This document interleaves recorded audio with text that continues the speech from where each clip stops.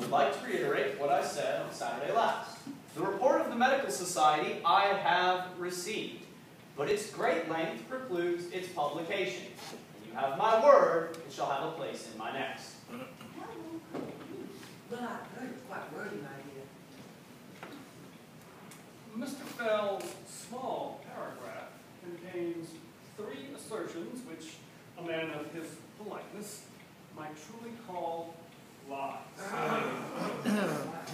First, he could not have received the report of the Medical Society, and second, therefore, it is of no great length. And third, he has yet to print it as he said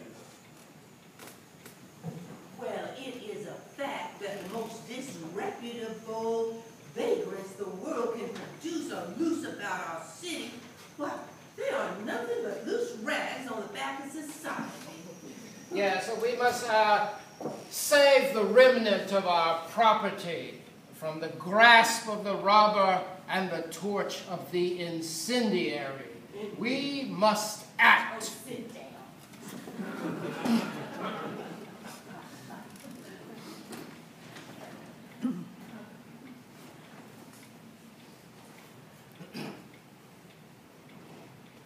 Considerable discussion, productive of some excitement, has taken place on the subject of the sickness at the present season.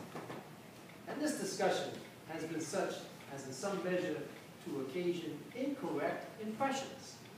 No disorder which can be demonstrated contagious exists among us. The number of our sick is not greater than has been usual this season of the year, nor is the character of the disease much more aggravated.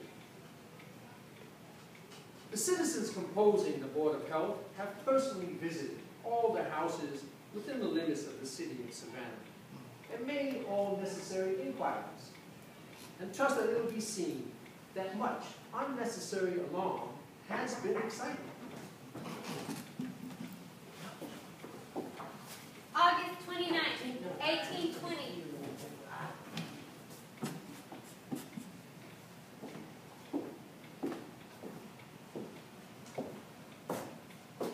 Things I dislike. I dislike the ladies remaining at home on a Sunday to read a novel. And what about gentlemen? To read a novel when the temples dedicated to the worship of the living God are thrown open for her reception. Or his. Well, I dislike doctors when they lose a patient to cry of yellow fever as it strikes a panic among the illiterate, when the enlightened know it is only to cover their want of skill.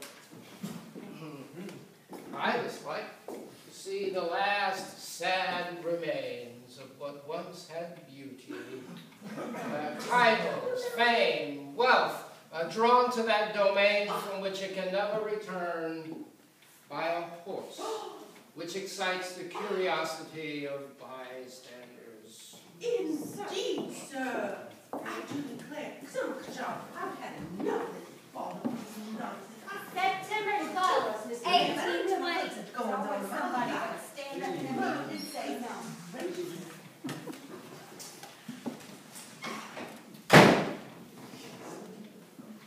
I would like it known to Mr. Bartlett, editor of the Columbia Museum Gazette, that the city government and health committee have the confidence of the people. Indeed. And he is challenged to show that they have in any way smothered the truth. Here it is. September 14th, 1820.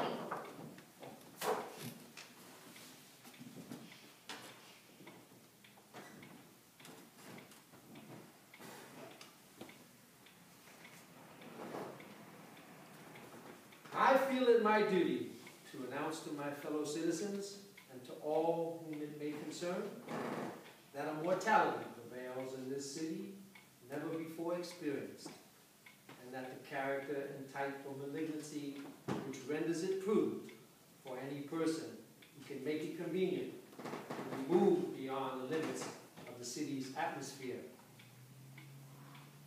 I feel myself also authorized to say that the fever is not contagious.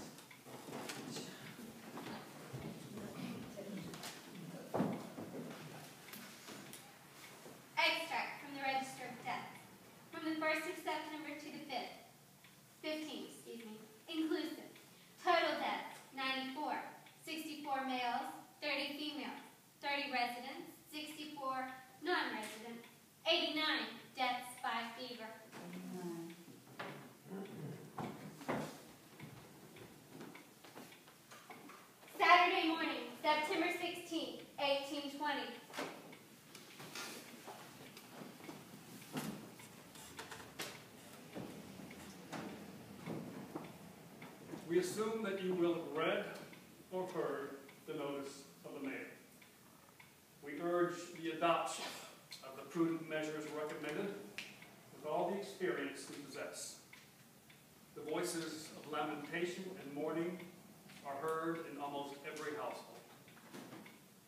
When and how will this awful visitation end?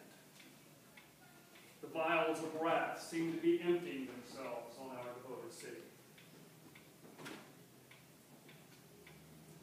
May God have mercy on the creatures he has made. Saturday evening.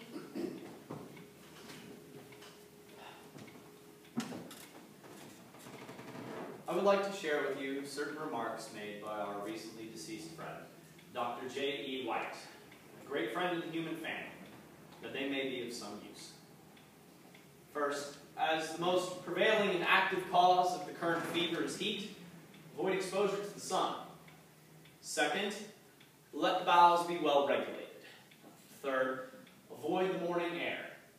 Fourth, if necessity compels you to go out early, take a cup of chamomile tea with a very little spirit put in, which lends itself to the fifth, avoid intemperance. Sixth, sleeping with open windows at night is unsafe. And finally, avoid the use of very active medicines. Remember that all medicine is more or less poisonous. Thank you. September 28, 1820.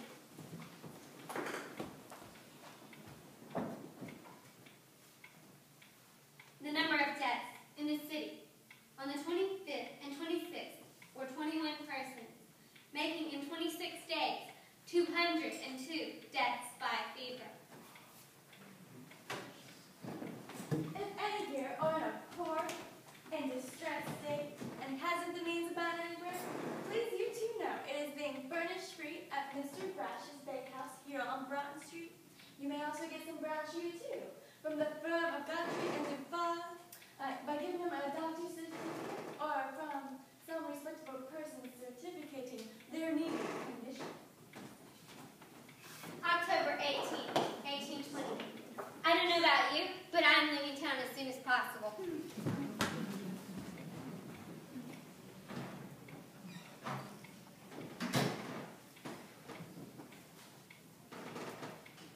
It is generally supposed that the white population of our city at this time cannot exceed 1,000, and it is therefore calculated that 1 out of every 100 dies daily. A great mortality also prevails among the blacks, but as they are not noticed in the official reports, we have no data on which to found an estimate of their number. The public must expect from me some apology for an apparent neglect of duty. Last Tuesday should have been a regular session of the Mayor's Court, which I canceled. For my part, I have been humbled and afflicted by a dispensation of providence, which has deprived me of my best, tenderest, and bosom friend, my wife. Under this distressing and almost insupportable state of feelings, I should have been unfit to discharge the duty